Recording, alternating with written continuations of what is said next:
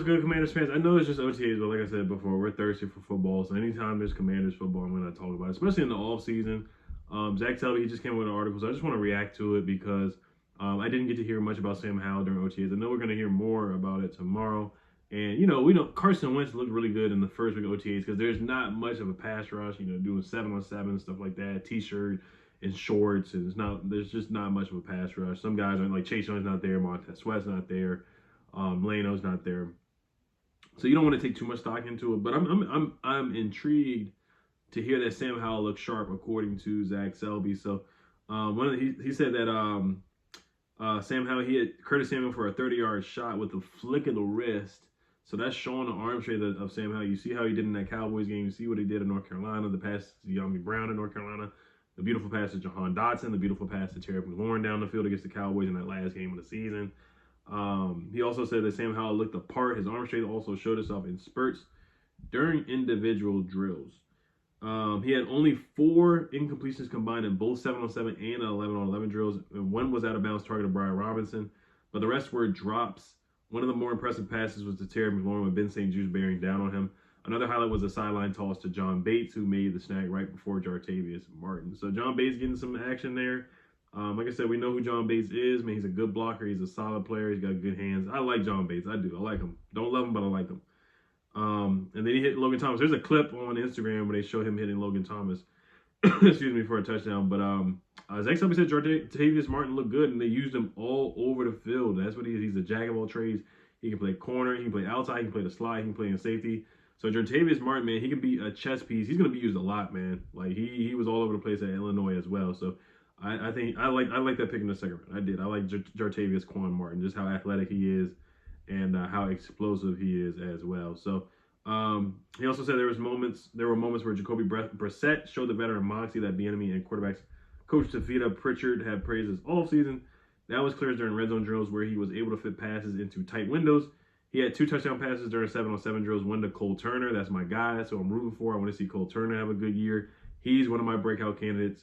Had a couple injuries last year, got injured in training camp, but he's super talented, 6'7", big hands, big frame, big catch radius. Definitely be used in the red zone. So I'm really looking for Cole Turner to take a step, man, take a leap. I really am. In the front corner of the end zone, and another to undrafted free agent Mitchell Tinsley, who I'm very intrigued by as well, out of Penn State and played at Western Kentucky as well, who's got good hands and a strong possession receiver.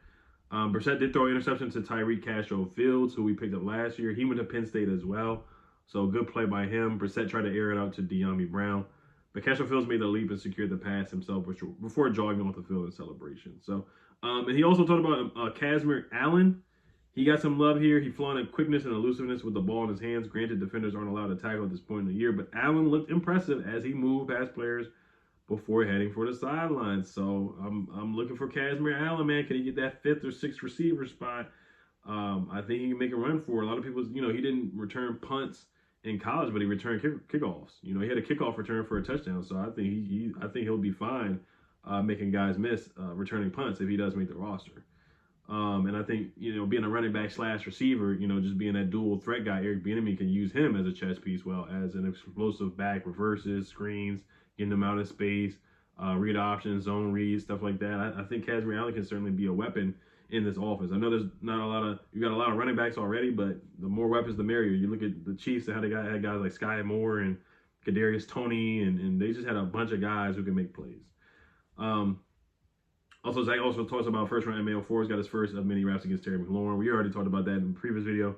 McLaurin made a catch near the sideline against Forbes early in 7-on-7 drills. We talked about that earlier where McLaurin got him on a play. That's going to happen. It's going to happen. So I can't wait to see Forbes versus Terry McLaurin in training camp. I can't wait to see it if I do go. Or even Forbes against Odell Beckham and against Zay Flowers and guys like that when I do go to the Ravens training camp, because I certainly plan on going to that. Zach Selby also said his plays against all 3 wideouts should be fun to watch at OTAs and during training camp. Forbes did use his 4.3 speed to match Curtis Samuel and Jahan Dotson step for step. So that's good news on the Mayo Forbes to start out. And he already talked about Eric Bieniemy just being vocal, which I talked about in the previous video. So I just want to get this out to you guys. I just wanted to give Sam I Am some praise, man. He's looking good already. It's only OTAs, so can't take too much stock with it. Take it with a grain of salt. We got a long way to go, of course. But anytime I get to chop it up with you guys and talk football, comment section, all that, I I definitely don't mind doing it. Of course, you know, LeBron, he lost last night. Forgot to bring that up in my previous videos, but he took an L. I don't think he's going to retire. I do think he is going to wait for his son to play, but he looks like he's wearing it. He put up 41, but he's wearing down, man. You can tell, man. You can really tell he's wearing down. Anthony Davis didn't have his best game, of course. Austin Reeves is pretty good. D'Angelo Russell was awful. He was.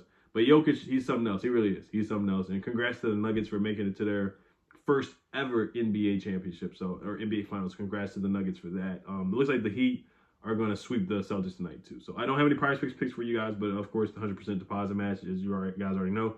Promo code REAL@Oliver. Use the link down below in the description. Hell to the Commanders. Peace.